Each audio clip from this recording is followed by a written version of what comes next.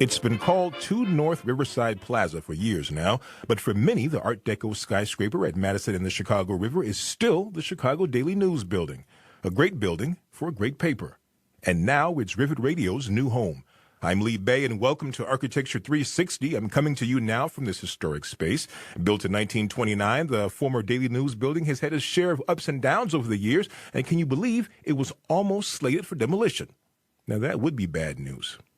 Luckily, things got better. The former Daily News building on Architecture 360.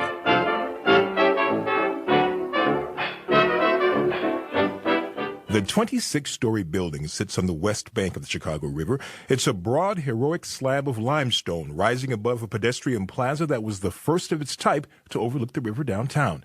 It's also the first Chicago building to use air rights, allowing it to be built over an active railroad. Designed by Holabird and Root, star architects of their day, the skyscraper was built by and for the Chicago Daily News. Given Art Deco was modernist for the time, the Daily News building was a contemporary counterpoint to the neo-Gothic Tribune Tower located downriver at Michigan Avenue. The Daily News aggressively covered city news and maintained a network of foreign bureaus. In the 1930s, the paper created an experimental TV station that became WMAQ, now NBC5 Chicago, and the Daily News won 13 Pulitzer Prizes.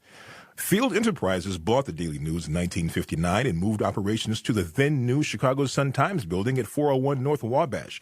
But afternoon papers fell out of favor, and by the 1970s, the Daily News was in trouble. And after 102 years in business, the paper folded in March 1978. Adiós, barrio de Pilsen.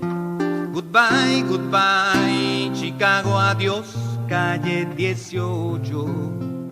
Goodbye, goodbye, mi hermano. The building the paper left behind also struggled as newer, taller office buildings started to rise in the 1980s and 1990s, luring tenants. The classic skyscraper devolved into C-class office space. And despite being linked to the heavily used Ogilvy Transportation Center just next door, the old building had a high vacancy rate.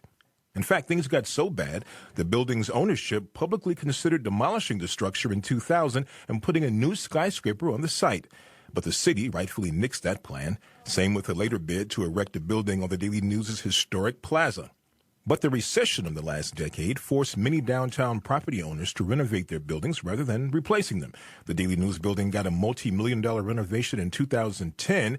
Its limestone exterior is cleaned and its Art Deco lobbies renovated. Energy-efficient windows were even put in. They found a second-floor lobby with nickel trim and detailed crown moldings all hiding beneath a drop ceiling, and they restored that too.